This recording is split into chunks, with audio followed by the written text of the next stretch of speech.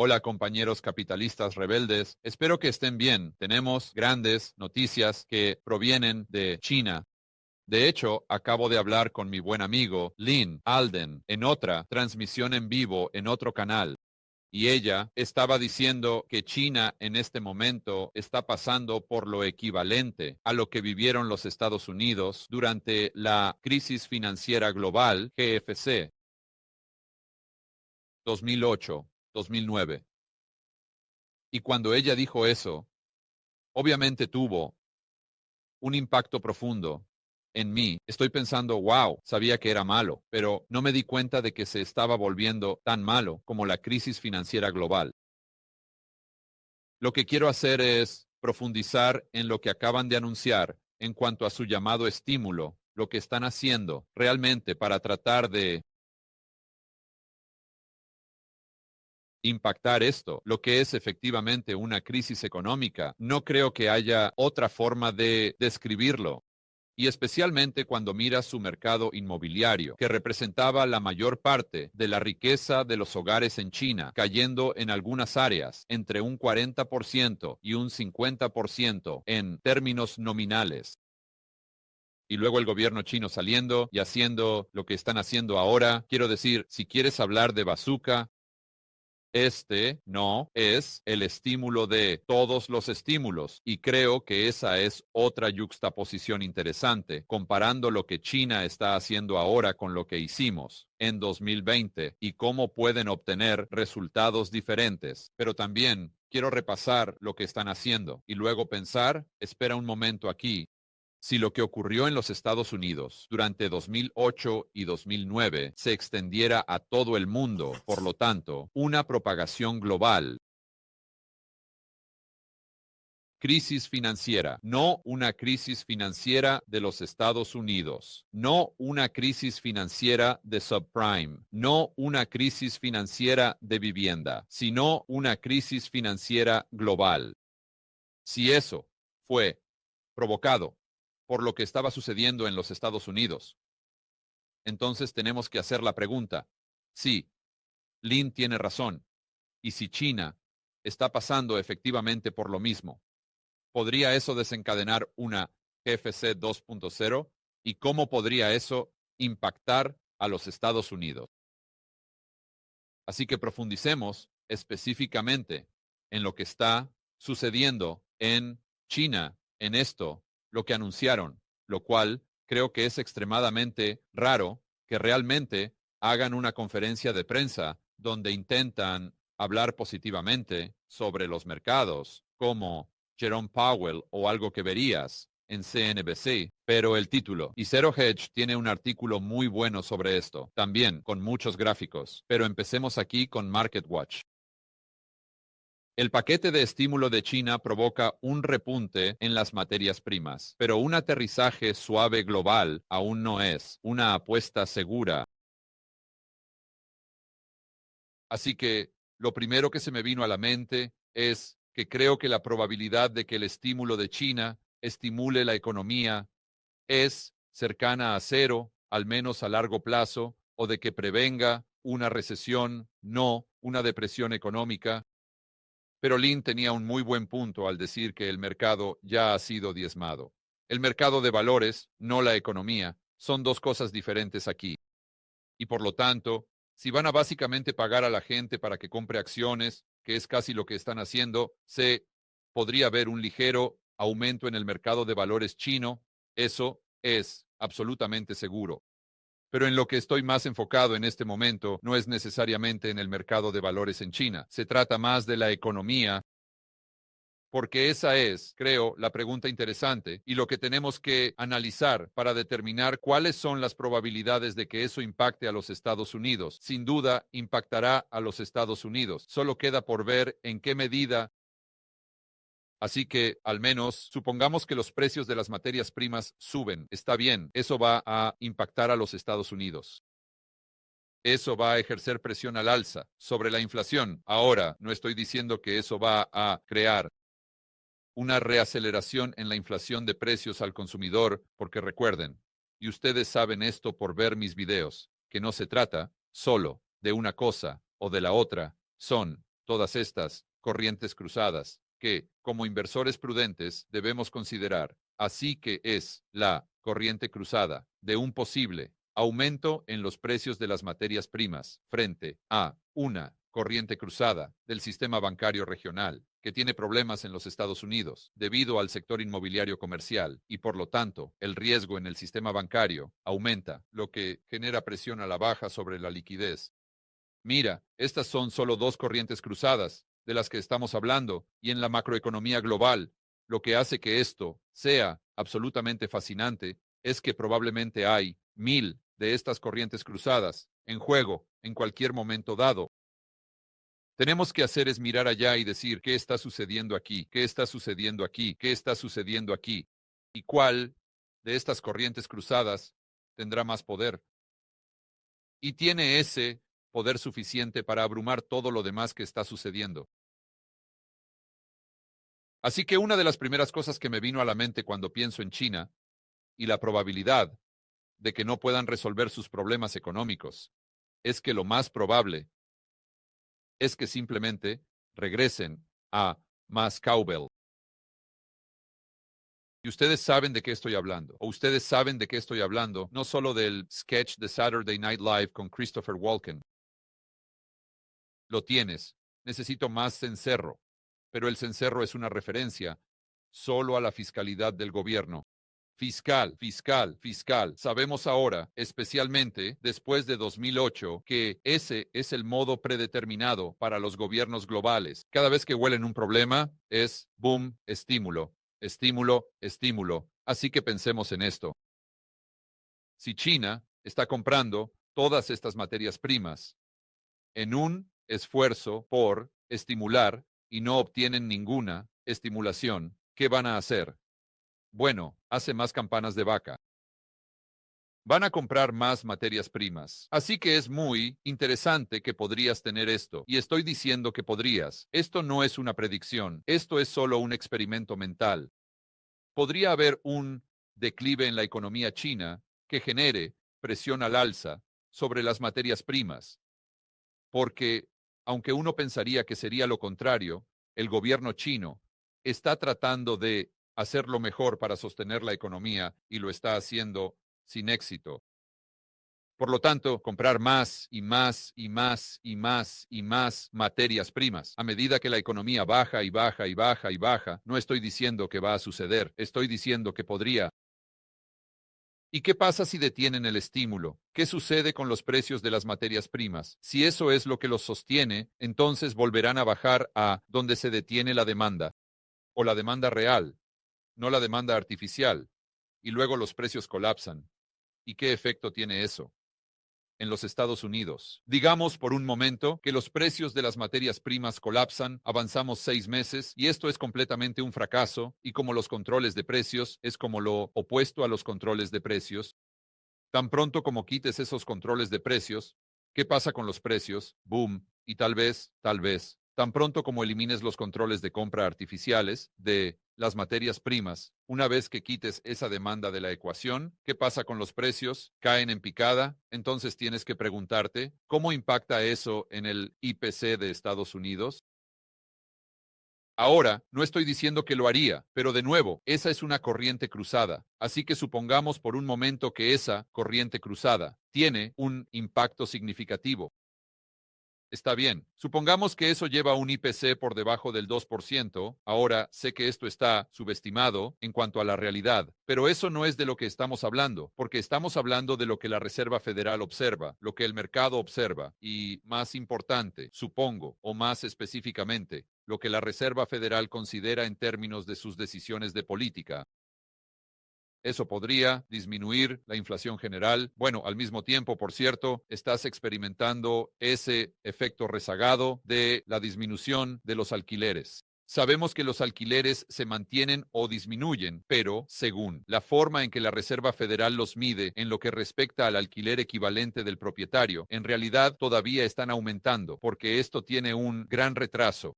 Así que si estuviéramos utilizando datos en tiempo real para los alquileres, el IPC en este momento probablemente estaría por debajo del 2%. Entonces combinas eso con, digamos, una ola de deflación de los precios de las materias primas debido a lo que está sucediendo en China o lo que sucederá, y luego eso lleva el IPC, digamos, a un 1%. Bueno, ¿qué hace la Reserva Federal? Ahora, de repente, la Reserva Federal tiene que cambiar de repente, está bien, intentemos reducir la inflación al 2% a, santo cielo, tenemos que intentar que la inflación vuelva al 2%. Inmediatamente pasamos de 2024, de vuelta a 2017. Ahora, no estoy diciendo de nuevo que esto sea una predicción. Estoy reflexionando sobre esto y tratando de considerar todos estos factores. Para mostrarte que lo que está sucediendo en China, tienes que prestar atención a esto. Esto es un asunto realmente importante. De hecho, cuando estaba hablando con Lin, ella decía que para ella y para su análisis, China es en realidad un asunto más grande que lo que está haciendo la Reserva Federal. Está bien, entremos artículo. Dicen que el repunte de las materias primas y un aterrizaje suave global no son una apuesta segura. Un aterrizaje económico suave en los Estados Unidos y un renacimiento del sector inmobiliario en China llevaría a un ciclo alcista de materias primas en toda regla. Podría, pero si miramos la historia, vemos que no es probable. No es probable. Ahora, déjame reformular eso, porque ella está hablando de un ciclo de materias primas completamente alcista. No lo sé, creo que podría llevar temporalmente a un aumento en los precios, pero no creo que conduzca a un ciclo de materias primas completamente alcista hasta que lleguemos al otro lado de esta recesión en la que probablemente entraremos basándonos en todos los otros factores. Estoy hablando de una recesión global. Una vez que lleguemos al otro lado, entonces seré extremadamente optimista. Como ustedes saben, creo que estamos en un superciclo, pero no sube de manera continua en cuanto a estos precios, ¿verdad? Así que creo que esto podría ser un impulso temporal, pero luego volverás a bajar cuando de repente el estímulo no dé resultados. Por eso es que, digamos, no estoy del todo de acuerdo con su forma de expresarse. Los precios de las materias primas han subido esta semana. El petróleo, la plata, el cobre, entre otros destacados recientes, se han visto impulsados por las medidas de estímulo de China. Me gustaría señalar que el petróleo subió, pero ahora está volviendo a bajar. Compramos las medidas de estímulo, pero los traders deben ser cautelosos sobre las perspectivas del sector hasta que vean pruebas de que la economía global está mejorando. Correcto, y esa es otra corriente cruzada. Así que asumamos que China hace un estímulo y esto lleva a un aumento artificial en el precio o la demanda, todo lo demás siendo igual para las commodities. Pero tienes que decir, está bien, genial, eso está sucediendo en China, pero ¿qué está sucediendo en el resto del mundo? Y en balance neto, ¿estamos viendo una disminución o un aumento en la demanda total? Solo es otra cosa en la que pensar. Según MarketWatch, los responsables en China están haciendo todo lo posible para impulsar el crecimiento a través de un reinicio deflacionario. Bien, ahora veamos un gráfico de China para ver específicamente de qué están hablando. Y ves que esta es la inflación mes a mes.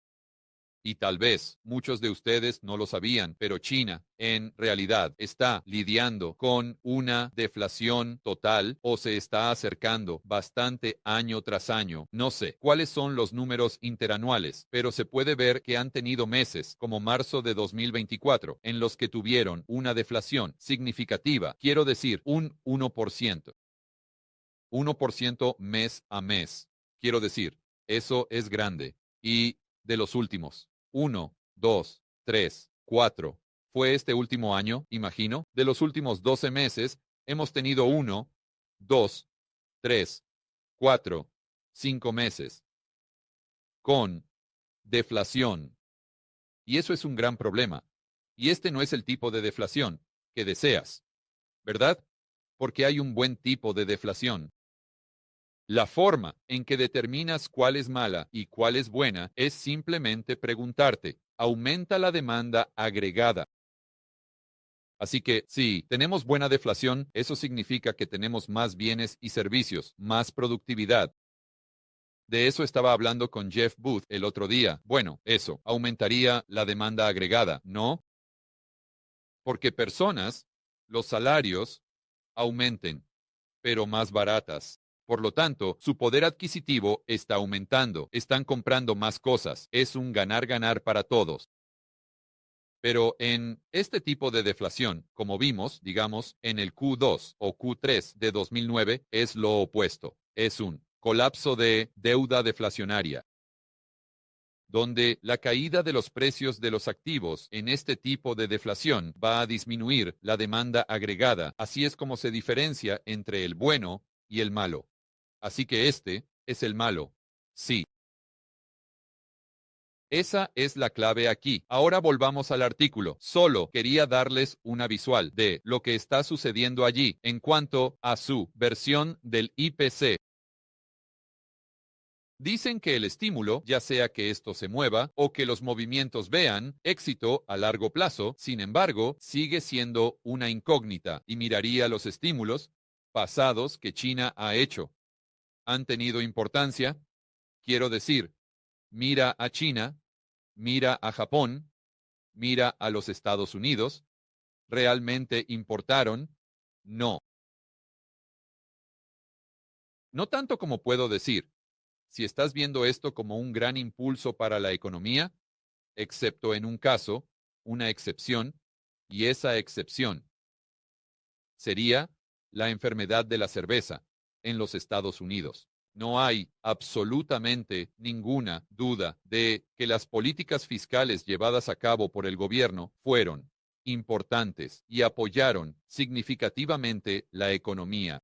Y de hecho, es lo que llevó a lo que se llama crecimiento del PIB nominal. No hay absolutamente ninguna duda de eso. Entonces tienes que hacerte la pregunta, ¿por qué? ¿Por qué fue eso diferente al, digamos, estímulo, entre comillas, en 2008, 2009, que no tuvo un efecto tan dramático? ¿O qué hace que eso sea diferente de lo que han estado haciendo en China durante los últimos 30 años? Así que creo que realmente lo que se reduce es, estás estimulando de una manera que solo va a impactar la economía financiera. Si es así, no va a hacer nada. O estás estimulando de una manera en la que literalmente estás enviando cheques a personas que tienen una alta propensión a gastar. Y si es lo segundo, entonces sí, creo que podrás sostener el PIB nominal por un tiempo. Ahora, en un cierto momento, como ustedes saben, tendrán que pagar al que toca la guitarra porque no hay almuerzo gratis. Eso va a tener consecuencias debido a las distorsiones económicas que ese tipo de gasto gubernamental está creando. Pero volviendo a China, creo que tenemos que preguntarnos, y vamos a llegar a esto en un estímulo que están proporcionando, ¿es realmente solo para el sector financiero y esperando que hagan algo mientras cruzan los dedos? ¿O lo están poniendo en manos de las personas con alta propensión a gastar? Y, por cierto, incluso si lo están poniendo en manos de la gente, van a salir y gastar eso. Cuando miras la diferencia en la cultura y cuando consideras el hecho de que acaban de tener una explosión del 50% en su balance, cuando observas que el mercado inmobiliario está en declive, es una pregunta muy interesante. Si hubiéramos hecho el mismo estímulo, digamos en 2010, habría tenido el mismo impacto que tuvo en 2020. Quizás, quizás no. Volviendo al artículo, Pan Gongsheng, lo llamaremos Pan, es el gobernador del Banco Popular de China. Así que, básicamente, es el Jerome Powell, supongo, del Banco Popular de China. Dijo en una conferencia pública que se reducirían las tasas de interés a corto plazo. Ahora estamos entrando en lo que realmente hicieron y la cantidad de capital que los bancos estaban obligados a mantener se redujo la reserva y el gobierno de China se movió para impulsar el crecimiento económico hacia su... Bueno, ¿a quién le importa eso? También dijo que habría apoyo para el sector de la vivienda y el mercado de acciones. Creo que van a intentar reducir las tasas de interés para las hipotecas y van a intentar, creo, permitir que la gente pida prestado dinero para comprar acciones. Hasta ahora lo que estoy viendo aquí no va a hacer nada, no va a hacer nada. Bien, así que básicamente estás levantando un requisito de reserva. Está bien, eso implica que los bancos van a decir, sí, miren qué increíble es esta economía, donde el poder adquisitivo de las personas ha disminuido en un 50%, la demanda agregada está cayendo en picada. Oh, por cierto, estamos entrando en deflación, estamos entrando en una depresión económica. Podríamos estar dirigiéndonos hacia algo que se asemeje a la crisis financiera global en China. Oh, ¿quién no quiere salir y otorgar préstamos a la economía real? Quiero decir, esto es un total sin sentido, ¿verdad? Está asumiendo que hay algún tipo de restricción en el balance de los bancos. Es como si de repente, oh Dios mío, estás bajando las tasas de interés en 50 puntos básicos o lo que sea. Oh, bueno, en ese caso voy a salir y prestar dinero como si no hubiera un mañana. Por supuesto que no. Eso no va a hacer ninguna diferencia para los bancos en absoluto. Nuevamente, estímulo financiero. Busquemos el estímulo de la economía real, si lo desea. El paquete de alivio del Banco Popular de China, inusualmente agresivo y completo, es, según Krishna, Gua. Está bien, es bienvenido si la respuesta tardía a la alarmante señal de la caída anterior en los rendimientos de los bonos chinos y la debilidad en las acciones. Así que esta es otra cosa que quería señalar. El bono de política gubernamental chino a 10 años, equivalente al tesoro a 10 años, está en su punto más bajo. Creo que está como 40 o 50 puntos básicos por debajo del punto más bajo anterior, lo que te dice que los propios bancos, los financieros, que el Banco Popular de China quiere intentar alentar o incentivar a prestar, le están diciendo al Banco Popular de China que no quieren prestar. Y de hecho, estamos utilizando esa capacidad de balance y estamos comprando deuda gubernamental. Porque ese es el activo más seguro y líquido al que tenemos acceso. Así que, de nuevo, ves lo que está sucediendo aquí. Los bancos están gritando recesión, están gritando que hay que evitar riesgos. Pero luego los planificadores centrales están diciendo, oye, bancos, vamos a bajar tu tasa de interés en la operación de recompra inversa o algo así, o vamos a reducir tus requisitos de reservas en un 3%. Mira, los bancos te están diciendo que no van a prestar independientemente de lo que estés haciendo, simplemente por el hecho de que el equivalente al bono del Tesoro a 10 años está cotizando en un mínimo histórico, y no solo por un par de puntos básicos, sino por 40 o 50 puntos básicos. Volviendo al artículo, desde la perspectiva de un banco central, lo que destaca es la variedad de medidas, incluidas las medidas para apoyar la demanda de bienes raíces. Pero, nuevamente, eso vuelve a que no es como si pudieran simplemente apoyar la demanda de bienes raíces.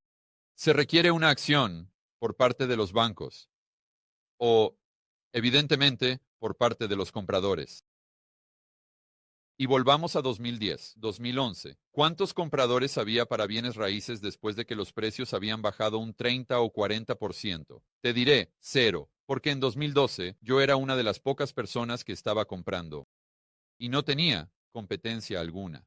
De hecho, cuando les dije a las personas que estaba comprando bienes raíces, en 2012, cuando me jubilé, me dijeron que estaba loco. Decían, George, estás absolutamente fuera de tu mente. No sabes que los precios de los bienes raíces van a bajar para siempre. Eso es literalmente lo que estaban diciendo. Nadie allá afuera estaba diciendo, voy a salir y comprar bienes raíces porque la Reserva Federal bajó las tasas de interés a cero. Nadie dijo, oh Dios mío, voy a salir y comprar bienes raíces porque la Reserva Federal redujo el requisito de reserva de los bancos del 10% al 8%. Ahora no hicieron eso, pero solo lo menciono como un ejemplo de lo absurdo que es esto. En realidad, Volviendo a esto, el mercado de materias primas ha disminuido el verano debido a los temores sobre un crecimiento lento en China. Tanto Europa como Estados Unidos, de acuerdo, el mercado de materias primas había disminuido durante el verano debido a los temores sobre el lento crecimiento en China y los temores de un crecimiento lento en Europa y los Estados Unidos. Quiero señalar que lo que hemos visto con los precios de las materias primas, especialmente el petróleo bajando de 70, mientras que la OPEP, recuerden, está tratando de sostener el mercado en que, con todos estos recortes de suministro, están diciendo que esos precios más bajos son el resultado del lado de la demanda de la ecuación y no fue solo un resultado de China, fue un resultado de prácticamente la economía global que incluye a los Estados Unidos. Y otra cosa que me pareció interesante son los símbolos mencionados. Dijeron que muchos de estos subieron y asumo que se referían a las acciones o los tickers que subieron sustancialmente cuando anunciaron el estímulo, pero luego mira dónde están hoy. La mayoría de ellos, si estoy leyendo esto correctamente, están en números rojos. Veamos algunos gráficos rápidamente que publicaron en Zero Hedge. Básicamente se está profundizando en este problema. Tenemos la tasa de desempleo juvenil en China por encima del 17%. Vaya, eso es realmente loco.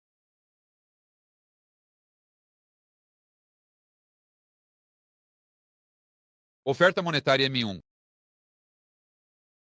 Va a ser muy difícil lograr que el crecimiento económico se acelere cuando tienes esto, y no se trata solo de la oferta monetaria, es lo que esto te está diciendo sobre lo que hacen los bancos. El problema es que los bancos no están dispuestos a colaborar porque ven demasiado riesgo. Así que, si eres un emprendedor, te será mucho más difícil conseguir dinero para iniciar ese negocio, para crear empleos, para generar más bienes y servicios. Eso es lo que nos dice este gráfico. No se trata solo del número de unidades monetarias, persiguiendo bienes y servicios. Y de hecho ha pasado a ser negativo. Vaya, no me di cuenta de eso.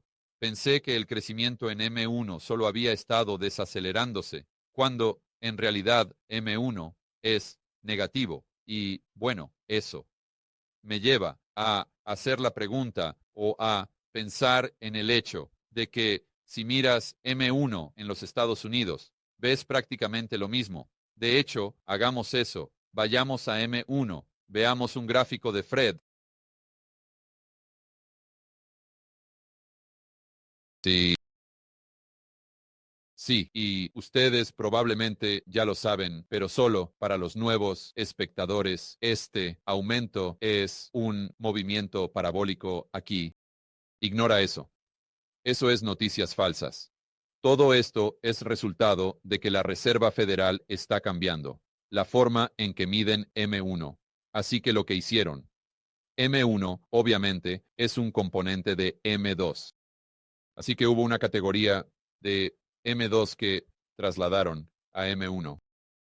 Así que no cambia nada más que la composición. Por lo tanto, no ves ningún cambio en M2, porque M1 es un componente de M2, pero ves una diferencia dramática en M1. De todos modos, en lo que necesitamos enfocarnos es en esto, subiendo y luego bajando. De hecho, hemos tenido una disminución en M1 de casi 2 billones de dólares en los últimos 2 años.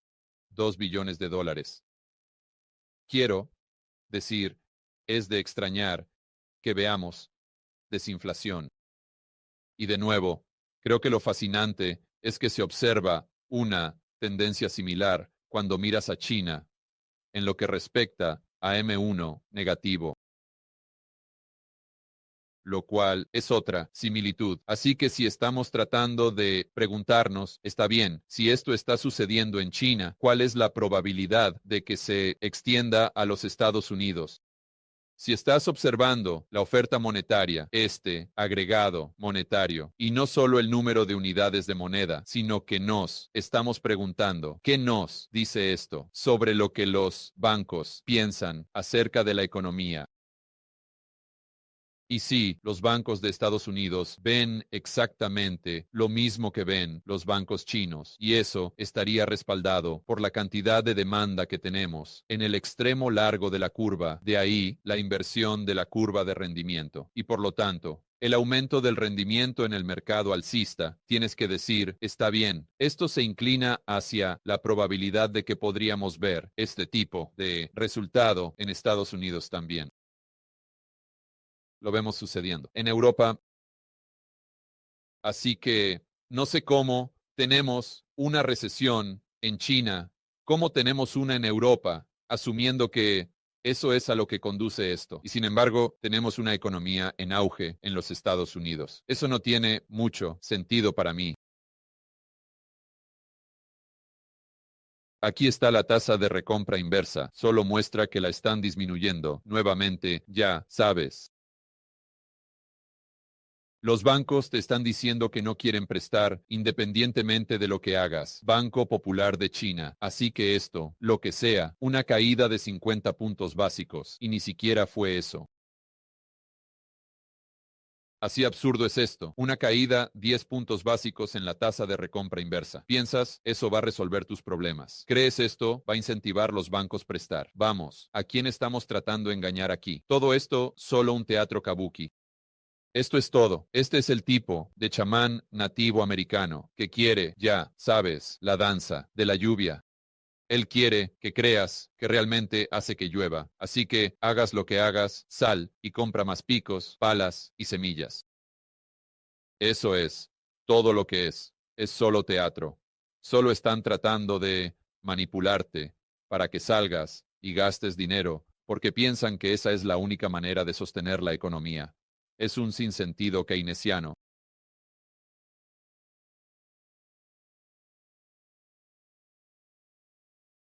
Está bien, así que creo que la conclusión principal aquí es que tenemos que prestar atención a lo que está sucediendo en China. Como inversor estadounidense, alguien en Occidente, creo que es fácil decir, oh, realmente no me importa. Quiero decir, mira, tenemos las elecciones que se acercan. Es Trump, es contra Kamala Harris y la Reserva Federal está bajando las tasas. Y no, solo me voy a centrar en la tasa de desempleo aquí y simplemente voy a ignorar lo que está sucediendo en el resto del mundo. No puedes hacer eso.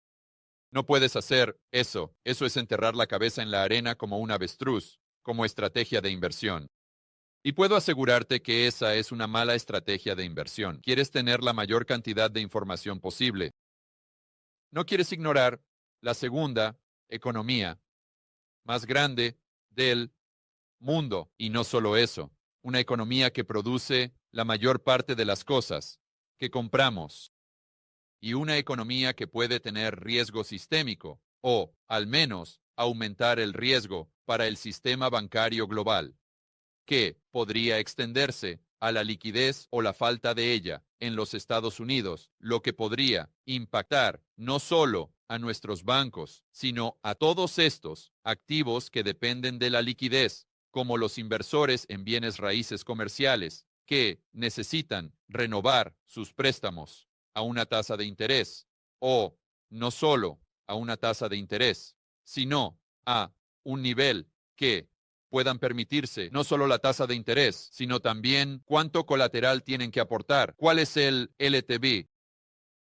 Estas son todas cosas que tenemos que considerar. Ahora, fuera de eso, creo que tienes que hacerte la pregunta, porque China es la mayor empresa de materias primas consumidor en el mundo. Tienes que decir, está bien, ¿qué va a hacer este estímulo por la demanda de materias primas? Pero no solo dentro de China, en el balance neto.